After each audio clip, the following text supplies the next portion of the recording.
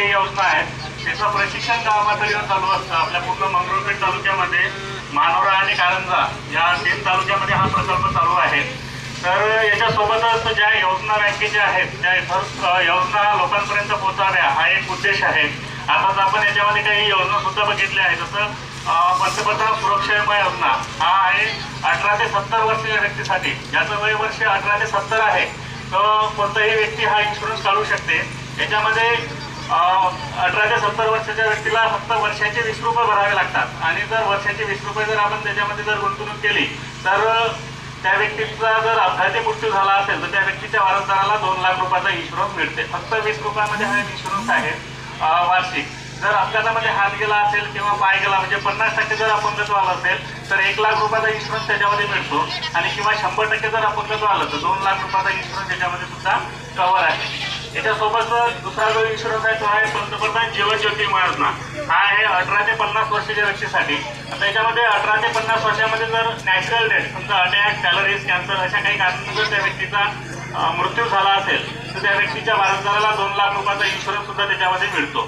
तर याच्यासोबतच तिसरी योजना गव्हर्नमेंटच्या माध्यमातून सुरू आहे ती आहे गोपीनाथ मुंडे अपघाती विमा योजना. हा शेतकऱ्यांसाठी आहे ज्याच्या नावानं शेती आहे आणि वयवर्ष 10 वर्षापासून तर 70 वर्षापर्यंतचा जोही शेतकरी आहे, जर त्या शेतकऱ्याचा जर अपघाती मृत्यू झाला असेल तर त्या शेतकऱ्याच्या वारसदाराला 2 लाख रुपयाचा इन्शुरन्स मिळतो.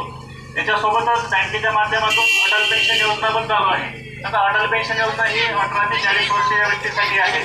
त्याच्यामध्ये वयानुसार आपल्याला गुंतवणूक करावी लागते आणि वयानुसार गुंतवणूक केल्याच्या नंतर वयाच्या 60 वर्षानंतर 1000 रुपयापासून तर 5000 रुपयापर्यंतचं आपण पेन्शन घेऊ शकतो.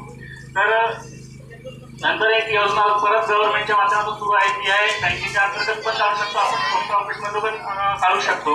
ती आहे सुकन्या समृद्धी योजना. ही मुलींसाठी योजना आहे.